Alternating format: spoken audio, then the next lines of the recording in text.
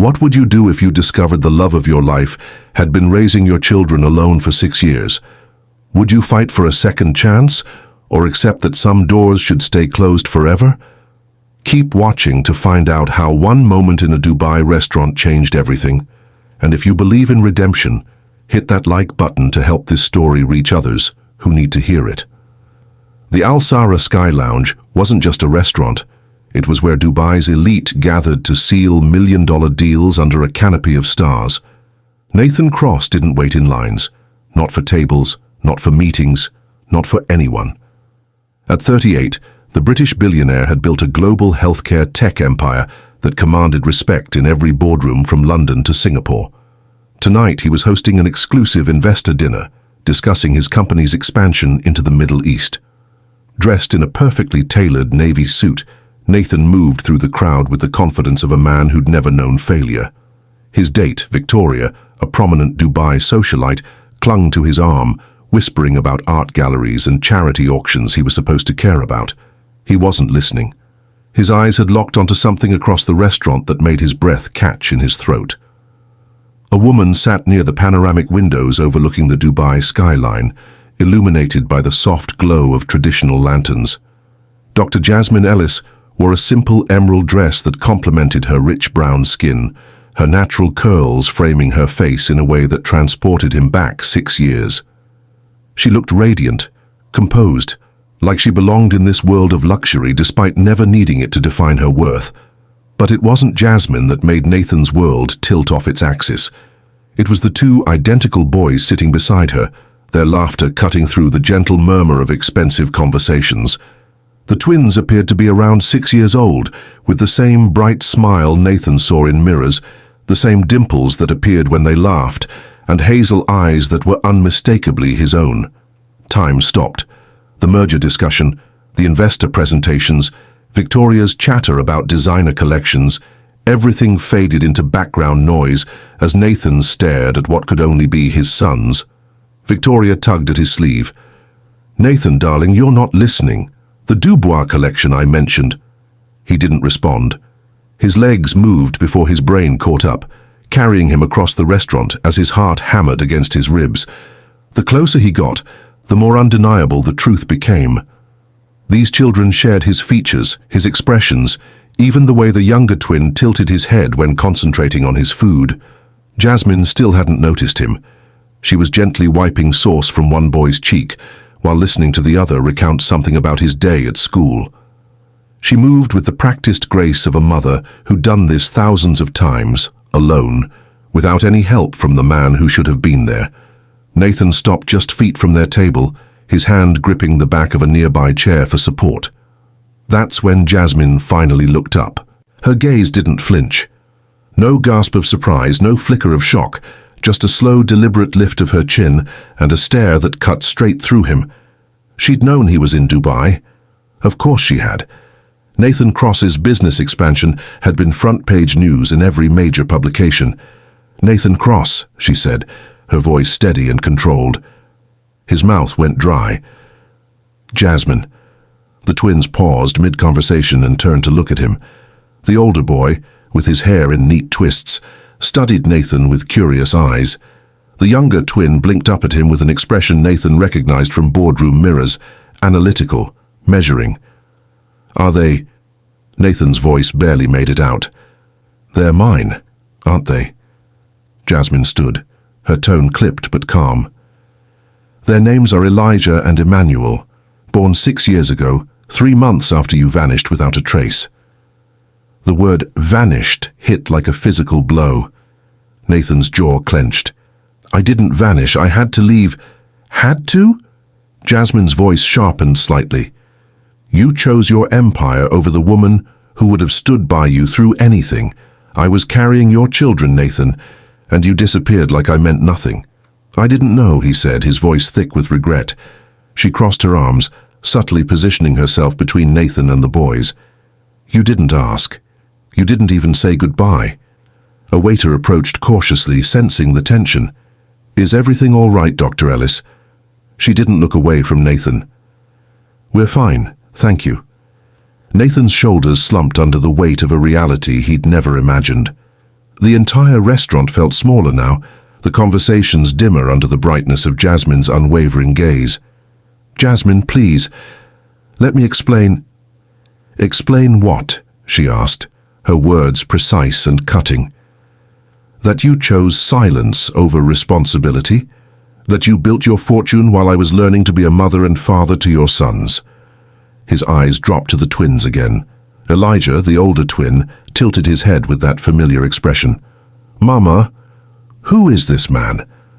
Before Jasmine could answer, Emmanuel, the younger twin, added with startling directness, "He looks like us." Nathan's knees nearly buckled. He reached for the chair to steady himself, overwhelmed by the innocent observation that confirmed everything. Jasmine knelt to her children's level, her voice gentle but firm.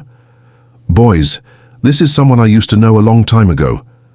"Is he our daddy?" Elijah asked, his voice barely above a whisper. The question hung in the air like a blade. Nathan's chest tightened as he waited for her response, knowing he had no right to hope for anything other than the truth. Jasmine's eyes met Nathan's briefly before she turned back to the twins. "That's a very complicated question, sweetheart." She stood, gathering the boys' jackets from their chairs with practiced efficiency. "You're 6 years too late, Nathan," she said, her voice trembling slightly before regaining control. "I survived without you. We all did. Jasmine, I never stopped." "Don't."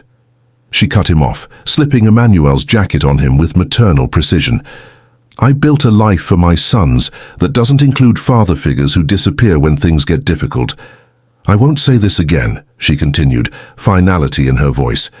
"If you want something from us now, you'll have to earn it, starting from zero." She walked away, Elijah and Emmanuel following without question, trusting their mother's lead completely. For the first time in his adult life, Nathan Cross, the man who'd built a billion-dollar empire through sheer determination, felt utterly powerless. He stood frozen in place as their footsteps faded, Victoria appearing at his side with confusion written across her face. "Nathan, what just happened? Who was that woman?" He couldn't answer. His chest felt tight, as if the air had been replaced with something heavier. Regret had weight, and so did truth. Both pressed against his ribs with crushing force. Nathan left Victoria at the table without explanation and walked out into the Dubai night. The warm air hit him like a revelation, sharp, grounding, real. For the first time in years, his empire meant nothing. The merger he'd celebrated earlier was irrelevant. The exclusive deals, the admiring whispers that usually followed him, all distant noise now. He had sons, 2 beautiful boys who carried his features and their mother's strength, and he'd missed everything. First steps, first words, scraped knees, bedtime stories, all the moments that mattered while he was building something he thought would last forever. That night, Nathan didn't return to his penthouse suite. He drove through Dubai's gleaming streets like a man searching for answers in the city lights. He ended up at a small park where families gathered during the day, sitting on a bench under the stars, trying to process the magnitude of what he'd lost. His phone buzzed with messages from business partners and potential investors. He ignored them all. Right now there was only one priority, and her name was Dr. Jasmine Ellis, the woman who'd raised his children alone while he conquered the world. Before Nathan Cross became Dubai's most sought-after tech mogul, he was just an ambitious young man in love with a medical student who didn't care about stock options or corner offices. Jasmine Ellis had been everything real and grounding in his world of calculated risks and endless ambition. They'd met at a medical technology conference in London, where Nathan was presenting his early healthcare innovations and Jasmine was completing her residency in pediatric surgery. She was brilliant, compassionate, and beautiful in a way that didn't demand attention, but always received it. Nathan fell first, and Jasmine didn't make it easy. He remembered pursuing her through hospital cafeterias and late-night study sessions, learning her exact coffee order and the way she hummed when she was concentrating. What started as professional respect turned into something deeper, long conversations about healing, about making a difference, about building something meaningful together. Jasmine loved him with a completeness that made him feel like the only version of himself that mattered was the one who made her laugh. She had a way of grounding him when his ambitions threatened to consume everything else. When he worked late, she'd bring him dinner and remind him that success meant nothing if you had no one to share it with. But Nathan's vision was massive. His healthcare technology company had the potential to revolutionize patient care globally, and investors were circling with offers that could change everything. The pressure was intoxicating. Board meetings at dawn, international flights, the addictive rush of building something that could impact millions of lives. He'd promised Jasmine the chaos was temporary. She believed him until temporary became permanent. "I haven't seen you properly in 3 weeks, Nathan," she said one evening in their London flat, her voice carefully controlled. "Even when you're here, you're thinking about the next deal." "I'm building something that will change healthcare forever," he replied, his laptop still open behind him. "This is bigger than just us." Her breath hitched. "I didn't fall in love with your potential, Nathan. I fell in love with the man who used to notice when I was tired, who remembered that I preferred tea over coffee after difficult surgeries." "You're asking me to choose between you and everything I've worked for," he said, frustration bleeding through his words. "No," she said softly. "I'm asking you to remember that I'm part of what you're working for, or I thought I was." It wasn't a fight. There were no raised voices or dramatic exits, just a painful realization that they were growing in different directions. The next morning, Nathan woke to find Jasmine's engagement ring on the kitchen counter and a note. "I'll always love who you were. I hope you find who you're meant to be." But Nathan didn't fight for her. Instead, a week later, when his company received a buyout offer that would make him independently wealthy, he took it. When the new board suggested relocating operations to Dubai to expand into emerging markets, he agreed without hesitation. He told himself Jasmine would be better off without him. She was brilliant, dedicated, destined for greatness in her own field.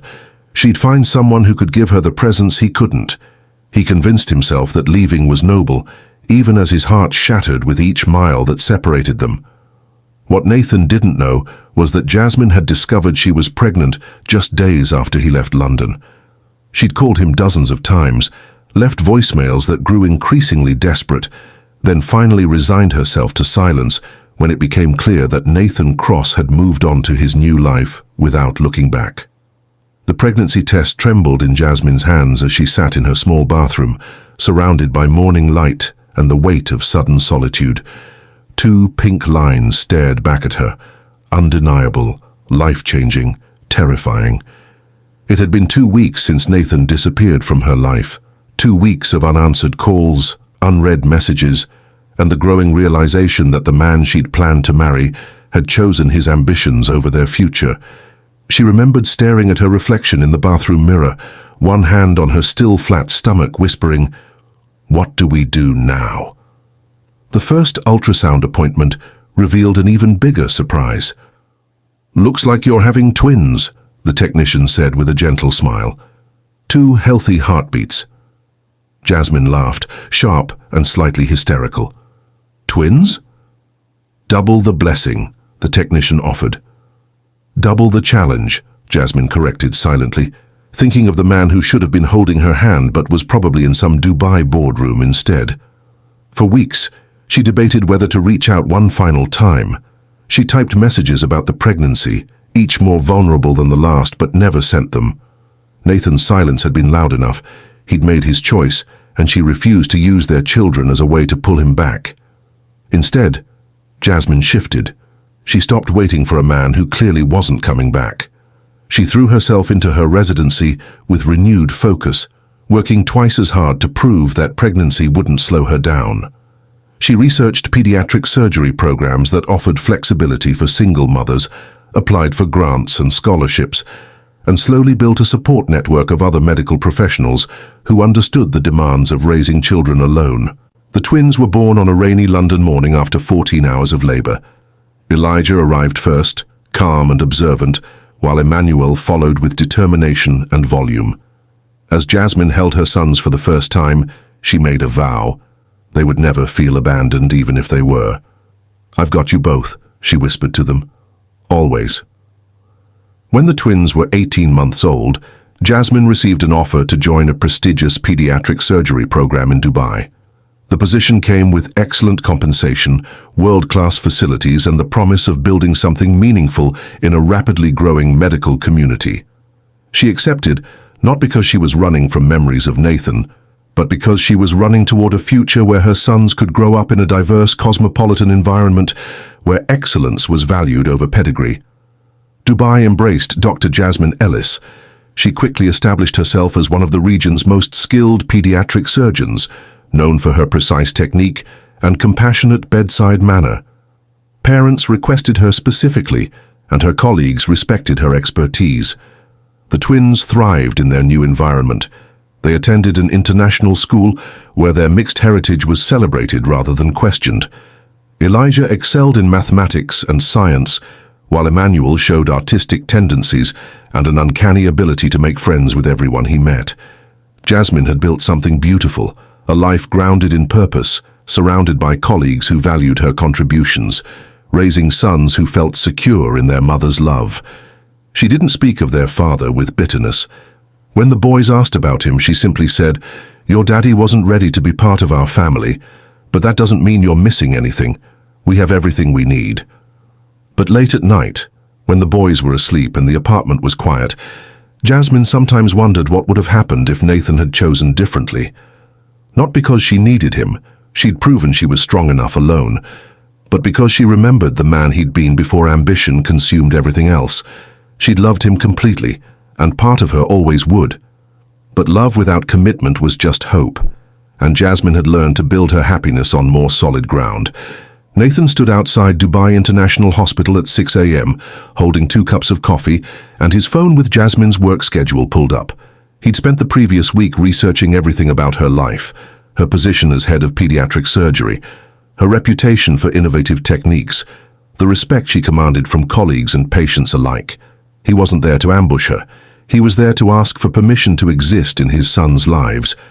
Jasmine emerged from the hospital's main entrance, her scrubs replaced by street clothes, her hair pulled back in a professional bun. She saw him immediately, but didn't alter her pace, walking directly toward him with the measured calm he remembered. "Dr. Ellis," he said formally, offering her one of the coffees. She accepted it, but didn't drink. "Mr. Cross, you're up early for a CEO. I wanted to catch you before your shift starts. Could we talk?" Jasmine glanced at her watch. 5 minutes, there's a cafe around the corner. They walked in silence until they reached a small establishment that catered to hospital staff.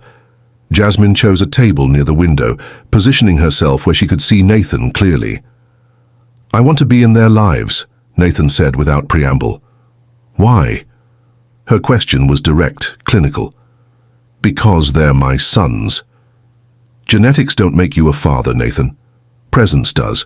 And you've been absent for 6 years. He leaned forward slightly. "I know I have no right to ask for anything, but I'm asking anyway. Give me a chance to prove I've changed." Jasmine studied him for a long moment. "What exactly are you proposing?" "I want to learn how to be their father, not by buying them things or taking them on expensive trips, but by showing up. Consistently, let me start small. School pickups, homework help, whatever you're comfortable with. And when your board calls with an emergency, when investors demand your attention, when building your empire becomes more important than a soccer game or a scraped knee." Nathan's jaw tightened. "That won't happen again." "How can I believe that?" "Because losing you once taught me what matters. I won't make the same mistake twice." Jasmine's expression remained neutral. "I have conditions." He nodded. "Name them." "First, this isn't about us. Whatever we had is over. This is about Elijah and Emmanuel, nothing else." "Understood." "Second, you don't get to disrupt their routine. They have school, activities, bedtimes. If you can't commit to their schedule, don't start. I'll make it work." "Third, no expensive gifts, no grand gestures designed to buy their affection. They're children, not investors to be impressed." Nathan almost smiled at that. "Just presence." "Just presence," she confirmed.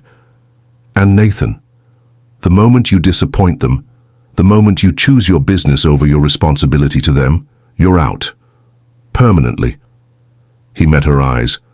I won't disappoint them. Or you. Jasmine finished her coffee and stood. We'll see. You can pick them up from school today at 3 p.m. Al-Mawakeb School, main entrance. Don't be late. As she walked away, Nathan felt something he hadn't experienced in years. The weight of accountability to something more important than profit margins. Nathan arrived at Al-Mawakeb School 15 minutes early, standing near the main entrance with other parents and caregivers. He felt entirely out of place among the familiar faces who chatted easily about weekend plans and school events. His phone buzzed constantly with business calls, but for the first time in his professional life, he ignored them all. At exactly 3 p.m., children began streaming out of the building. Nathan spotted Elijah and Emmanuel immediately. They were impossible to miss with their matching backpacks and animated conversation about something that had happened during art class. When they saw him, both boys stopped walking. Emmanuel whispered something to his brother, and Elijah nodded solemnly. They approached him with the caution children reserved for unfamiliar adults. "Mama said you would pick us up today," Elijah said, his tone formal. "She did. How was school?" Emmanuel stepped closer, studying Nathan's face with startling directness. "You really look like us, especially when you smile." Nathan's chest tightened. "Do I?" "Yeah, but you seem nervous. Are you nervous?" The innocent question caught him off guard. "A little. I've never picked up kids from school before." "It's easy," Emmanuel said matter-of-factly. "You just walk with us and ask about our day. Then you make sure we don't lose our lunchboxes." "I can handle that," Nathan said, surprised by his own smile. The walk to his car was filled with the boys' chatter about teachers, friends, and a science project involving volcanoes. Nathan found himself genuinely interested in their world, so different from boardrooms and profit projections. "Where are we going?" Elijah asked, as Nathan helped them into the car seats Jasmine had insisted he install properly. "Your mom said I could take you for ice cream, then bring you home." "What's your favorite flavor?" Emmanuel asked. Nathan realized he hadn't eaten ice cream in probably a decade. "I'm not sure. What do you recommend?" "Chocolate chip cookie dough," both boys said simultaneously, then dissolved into giggles. At the ice cream shop, Nathan watched his sons debate flavors with the seriousness of seasoned negotiators. Emmanuel eventually chose cotton candy with sprinkles, while Elijah stuck with the recommended chocolate chip cookie dough. Nathan ordered vanilla, earning sympathetic looks from both boys. "Vanilla is boring," Emmanuel declared. "Maybe I'm a boring person," Nathan said. "No," Elijah said thoughtfully. "You just haven't tried enough flavors yet." The simple wisdom hit Nathan harder than any business critique ever had. These children saw possibility where he saw limitation. They offered grace where he expected judgment. After ice cream, they went to a nearby park. Nathan found himself pushed on swings, recruited for an elaborate game involving pirates and treasure, and educated about the proper technique for going down slides. His expensive suit jacket ended up draped over a bench, his sleeves rolled up, his hair disheveled. "You're getting better at this," Emmanuel announced, after Nathan successfully navigated a particularly complex playground rule about lava and safety zones. "Thanks. Good teachers." When it was time to take them home, Nathan felt something he couldn't identify at first. It wasn't accomplishment or success, feelings he knew well. It was contentment. Simple, uncomplicated satisfaction from an afternoon spent focused entirely on two small people who asked for nothing more than his attention. Jasmine was waiting at the apartment when they arrived. "How was your first day as a father?" she asked Nathan privately while the boys washed their hands. "Terrifying. Amazing. I have a lot to learn." She nodded approvingly. "That's the right answer. They liked you, by the way. Emmanuel told me you're okay for a grown-up, which is high praise." Nathan laughed, feeling lighter than he had in years. "Same time tomorrow? We'll see how consistently you show up." Over the following weeks, Nathan restructured his entire life around school pickup times and bedtime schedules. He learned that Elijah was methodical and thoughtful, preferring quiet activities and detailed explanations. Emmanuel was spontaneous and artistic, always ready with questions that required creative answers. He attended parent-teacher conferences, sitting beside Jasmine as they discussed the twins' academic progress and social development. He volunteered for school field trips, chaperoning museum visits and science fairs with surprising enthusiasm. His business associates noticed the change immediately. Nathan, who once scheduled calls at all hours, now blocked out afternoons entirely. He declined evening meetings and weekend conferences, explaining simply that he had family commitments. "You've changed," his business partner Marcus observed during a strategy meeting. "Not in a bad way, just different." Nathan nodded. "I have different priorities now." The transformation wasn't immediate or easy. There were moments when work crises demanded his attention, when important deals hung in the balance. But each time, Nathan chose presence over profit, connection over conquest. One evening, while helping Emmanuel with a particularly challenging math problem, Nathan realized he was learning as much as he was teaching. These children were showing him how to exist in the moment, how to find joy in small victories, how to measure success not in market shares but in moments of genuine connection. "Dad?" Elijah said one night as Nathan tucked him into bed. Nathan's heart stopped. It was the first time either boy had called him anything other than Nathan or Mr. Cross. "Yeah, buddy?" "I'm glad you came back." Nathan's throat tightened. "Me too." As he kissed both boys goodnight, Nathan understood that he hadn't just gained children, he discovered the man he was supposed to be all along. The annual Dubai Healthcare Innovation Gala was the city's most prestigious medical event, where influential doctors, investors, and pharmaceutical executives gathered to celebrate advances in regional healthcare. Nathan had attended for 3 consecutive years as a key sponsor, but this year was different. This year, he brought his family. Jasmine wore a stunning black evening gown that highlighted her natural elegance. She moved through the crowd with quiet confidence, comfortable in any environment because her worth wasn't tied to external validation. Elijah and Emmanuel, dressed in matching navy blazers, stayed close to their parents, wide-eyed at the glamorous setting but well-behaved.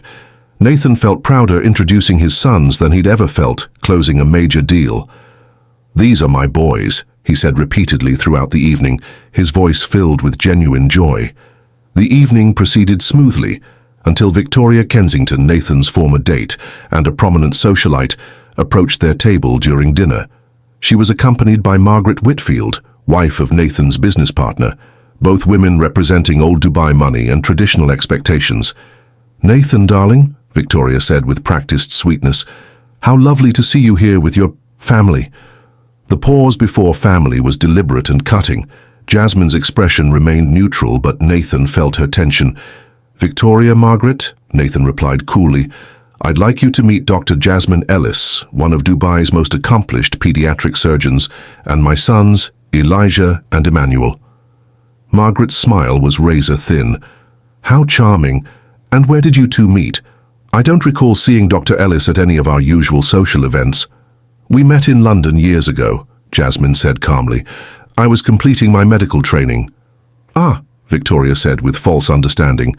"And you've been raising the children alone all this time? How independent of you." The comment was designed to sting, to highlight Jasmine's single motherhood as something shameful. Elijah and Emmanuel, though young, sensed the adult's tension and moved closer to their mother. Nathan's jaw tightened, but before he could respond, Margaret added, "Of course, blended families are so common these days, though it must be challenging integrating into Nathan's world when you come from such different backgrounds." The word backgrounds carried implications that made Nathan's blood boil.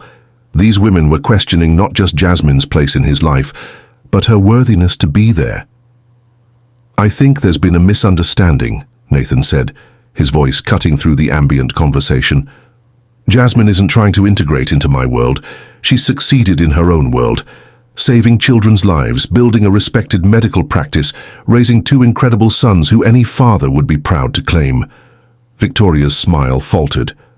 "Nathan, we didn't mean—" "I know exactly what you meant," he continued, standing from his chair. "Let me be absolutely clear.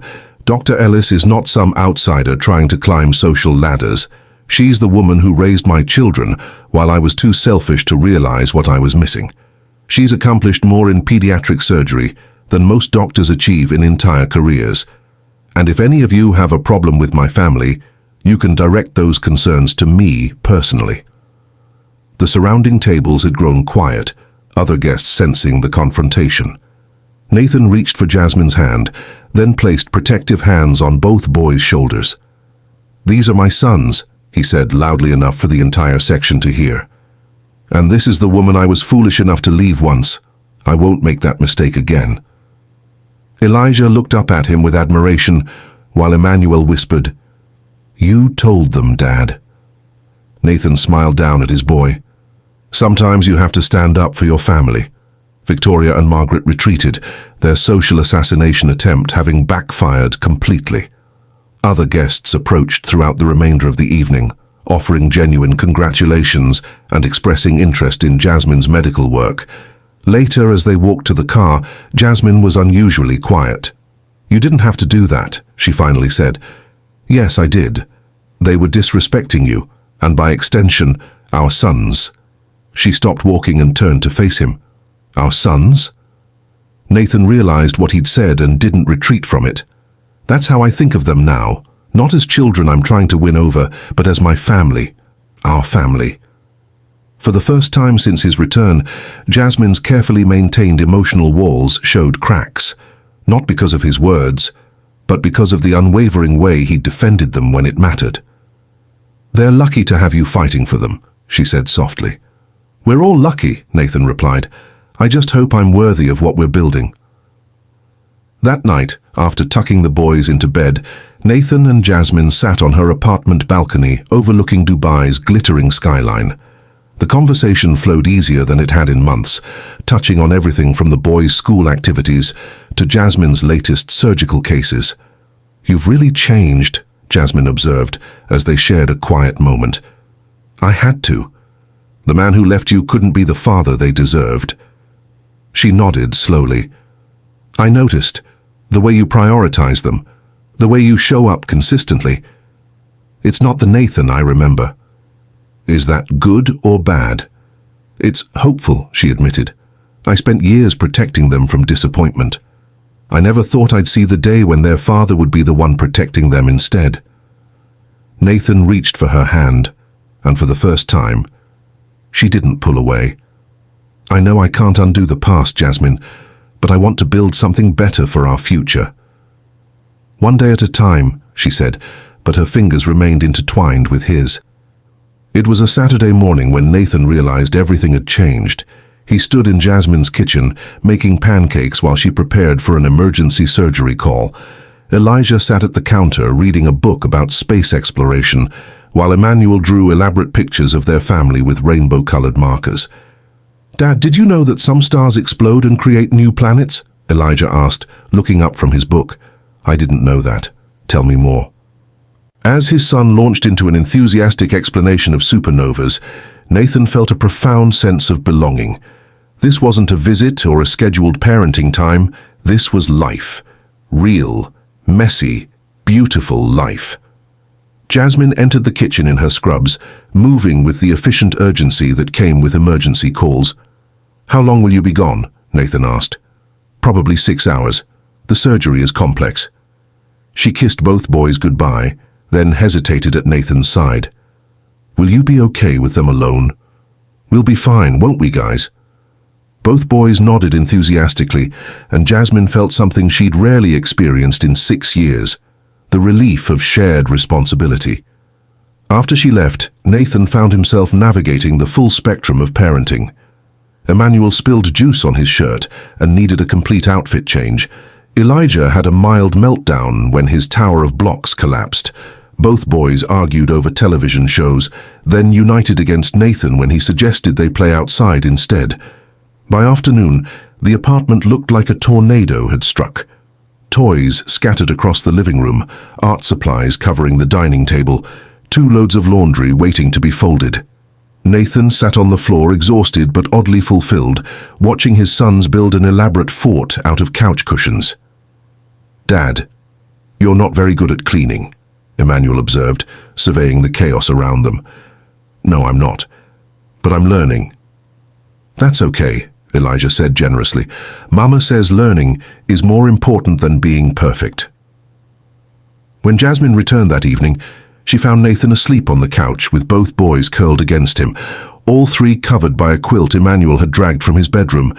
She stood in the doorway, phone in hand, capturing a moment she'd never thought she'd see.